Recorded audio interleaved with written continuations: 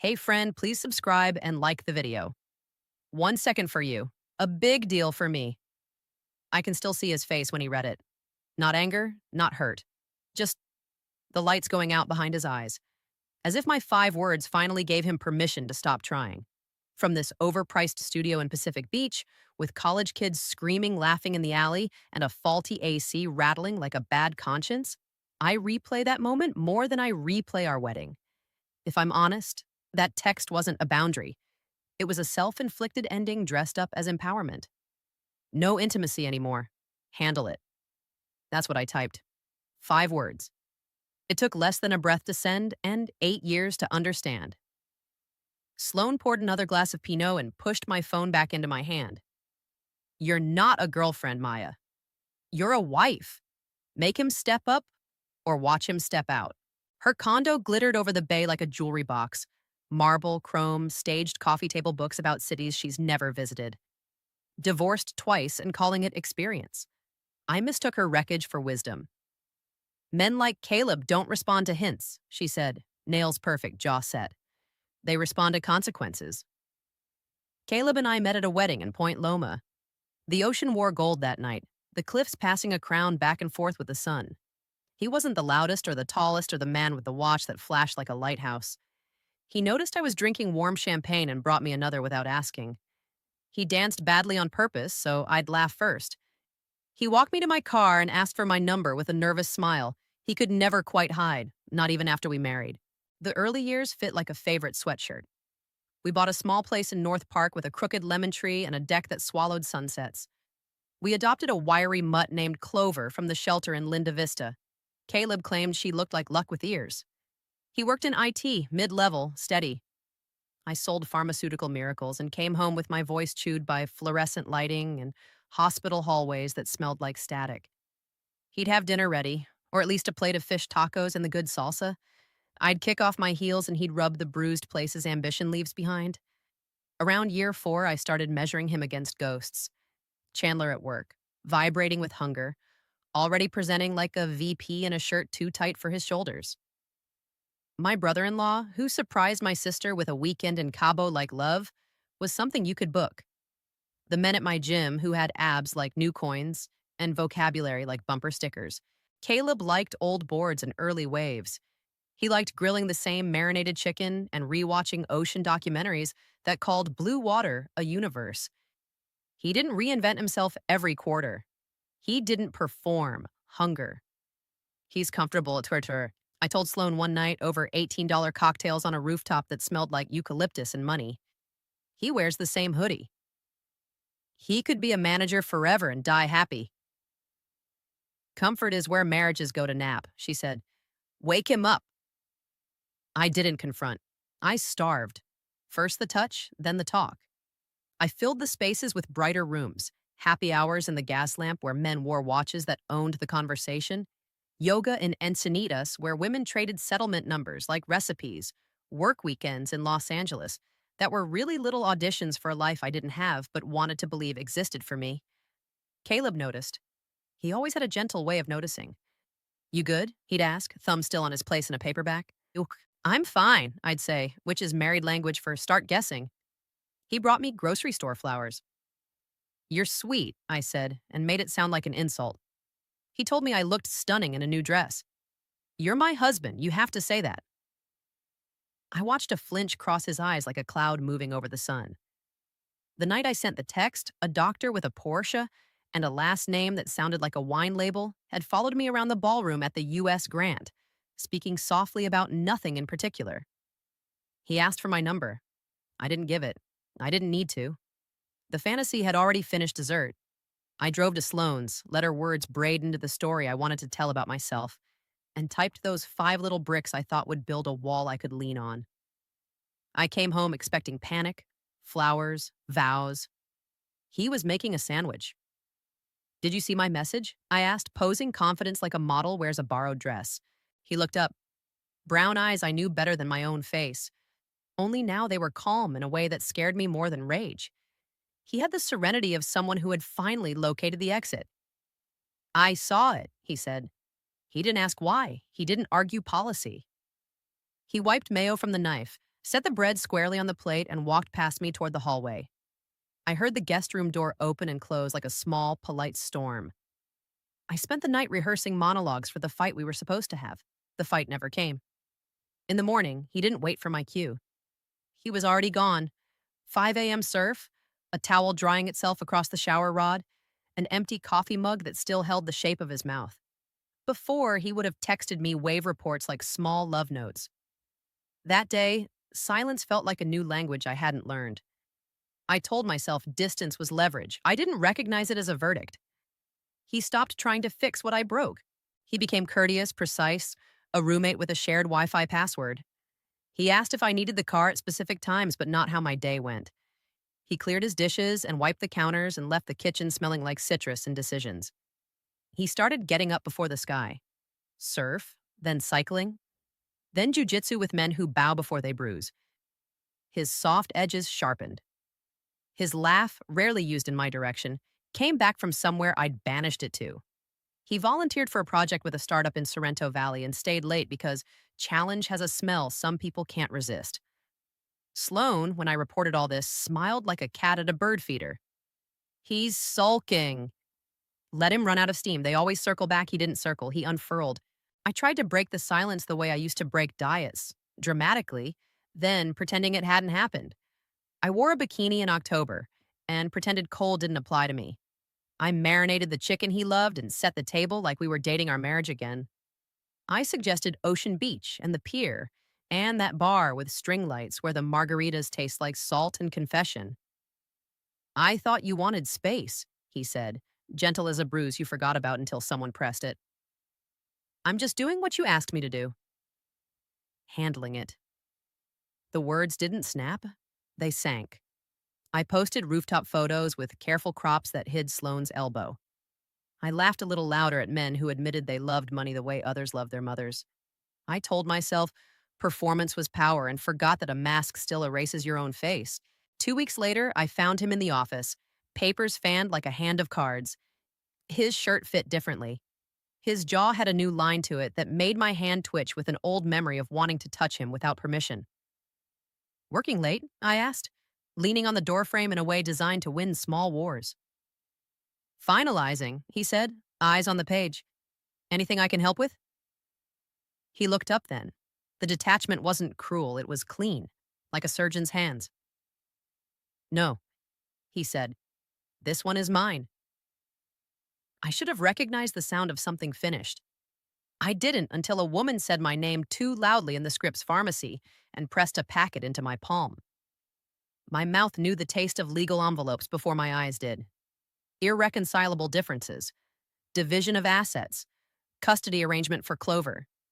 The words were neat, dry, almost merciful. The opposite of us. The bathroom mirror was too kind. I called Sloan, and she let me cry against her glass table until my mascara made Rorschach tests out of coasters. She poured herself a drink, and not me. Her face rearranged itself into polite irritation. Already? She said. What do you mean already? Men drag their feet. He's moving fast. She shrugged like a woman trying on indifference in the wrong size. I told you to take control. He just took his. You told me to cut him off. I told you to stop settling.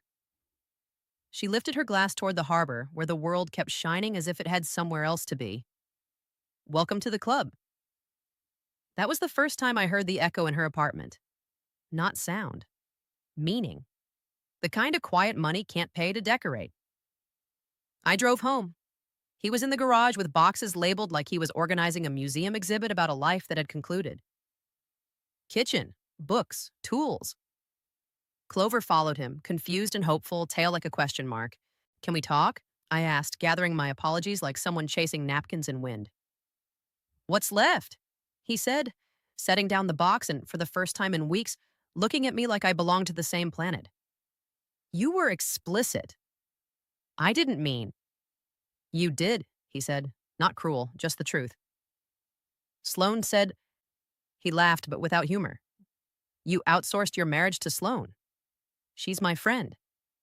No, he said, she's your mirror. She tells you the story you like to look at. I reached for the gentler lines. We can try counseling. With what? He asked. Counseling is for two people bringing tenderness and confusion to the table.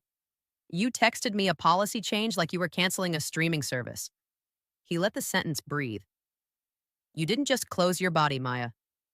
You closed your side of the bridge. I started crying the way hunger hurts. Deep, shameful, somewhere the public can't reach. I'm sorry. I know, he said. For a second, his voice went back to the man who kept a spare blanket in the trunk for beach nights. You're sorry it didn't deliver the reaction you wanted. He lifted a box and walked past me with our life inside it. I'm staying at my brother's. My lawyer will coordinate. What about Clover? She's in the paperwork? He opened the car door and paused. We'll share custody. You can commit to a schedule, if not to other things. 4 months later, a judge pronounced the end of something a sunset once blessed. Caleb was so fair it felt like a reprimand. No alimony. He didn't fight me on the house. He gave me most weekends with Clover, like he had read my mind, and circled the dates where loneliness is loudest. It should have made me grateful. It made me small. I couldn't pay the mortgage. I sold the lemon tree and the deck and the walls that knew our height marks and the kitchen that held our ordinary. I moved into an apartment above a recycling bin where college kids practiced their laughter at 2 a.m. until it fit them. Sloan and I ended without a fight, just fewer texts. She moved to Scottsdale for the air and the promise that the next skyline would make her feel less like she'd misplaced her life. The doctor with the Porsche finally asked me to dinner. His ring glinted under the candlelight like a punchline. She's understanding, he said of his wife, as if kindness excused betrayal. I put my napkin on the plate like a flag and left, more tired than angry. 6 months single. Dating apps like catalogs of faces trying to pass as destinies. Everyone measured against a version of Caleb I met the day he decided not to beg. He got promoted. Bought a condo in Little Italy that looks at the water like it still believes. He volunteers on Saturdays at the shelter where we found Clover. He's dating a woman named Grace who wears her hair in a low ponytail and laughs like she doesn't realize she's doing it. She teaches second grade, drives a used Prius. My friend Kevin told me Grace is normal. He meant to comfort me and only magnified the indictment I'd written for myself. Normal. The word I had treated like a slur while I was busy losing everything that lasts. I saw him on a Sunday when the city smelled like bread. Little Italy was crowded with tomatoes and strangers, and the kind of dogs people name after food. He wore a wetsuit peeled to his waist, hair still telling the story of a wave that had gone his way. He looked the age we were supposed to look when we were old enough to know better, fully awake. Clover saw me first and did what dogs do better than saints. She forgave at a sprint. Caleb smiled the smile of a man whose body had finally caught up with his spirit. Hi, I said, louder than I meant. Hey, he said, warmer than I deserved and cooler than I wanted. You look. I started and stopped. Compliments felt like trespassing now. Thanks, he said, rescuing me. You too. We stood with the kind of silence that happens when two people can hear their past rearranging furniture behind them. He glanced at his watch, and I understood the small kindness of an exit. I heard you're seeing someone, I said. The way you poke a bruise to prove it still belongs to you. He nodded. Grace. The name fit him, which is the whole point of a good name. I'm happy for you, I lied first, and then let the truth catch up. I'm happy for you. Thanks. He tugged Clover's leash gently, like even now he didn't believe in forcing what you could invite. I should go. She's making dinner. Caleb, I said. He paused. I'm sorry. He studied my face like a map he used to know by heart. Then he nodded. I know. A beat. Take care of yourself, okay? He walked away with the dog we chose together toward a street where the air tasted like basil and something cooking for the long haul. I stood there in a crowd that didn't know me, holding nothing but the shape of what I'd been given, and returned like a badly chosen sweater. I went home to my studio, where the window pretends to be a view, and the noises downstairs rehearse youth without ever getting the lines right. I poured cheap wine into a chipped glass and scrolled through photos we never printed. Our deck. Our silly string light summers. His ridiculous birthday hat. Clover's first time at the beach, afraid of the waves, brave anyway.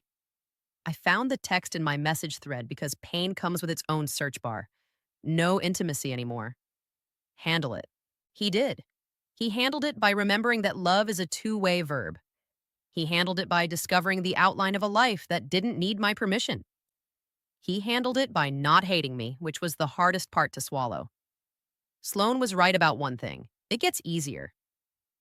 Not the divorce. The living with yourself. You learn the therapist's phrases and hide behind them like potted plants. You call it boundaries, when sometimes it was just cruelty in better shoes. You say my truth because truth without a pronoun leaves too much room for someone else's hurt. But late at night, when the party upstairs falls asleep against its own laughter, the marine layer rolls in with its damp honesty, and your window fogs with the breath of what you won't say out loud. I didn't lose him. I threw him away. There's a quiet hour in Pacific Beach when the last drunk is laughing at nothing and the first runner is negotiating with the dawn. That's when I hear the clearest version of myself. No audience, no Sloan, no fight to win or lose. In that hour, I admit things. I admit that ordinary is not the opposite of extraordinary. It's the soil things grow in when you water them. I admit I confused novelty for connection. I admit I weaponized scarcity, touch, words, time, because somewhere along the line I learned that withholding is a form of power. I admit power without tenderness rots the hand that holds it. I started volunteering on Sundays, not because I'm noble, because I needed to look at something that looks back without judgment. Clover tilts her head the same way she always did when I talk too long. The staff pretends not to recognize me from the paperwork that bears my former last name.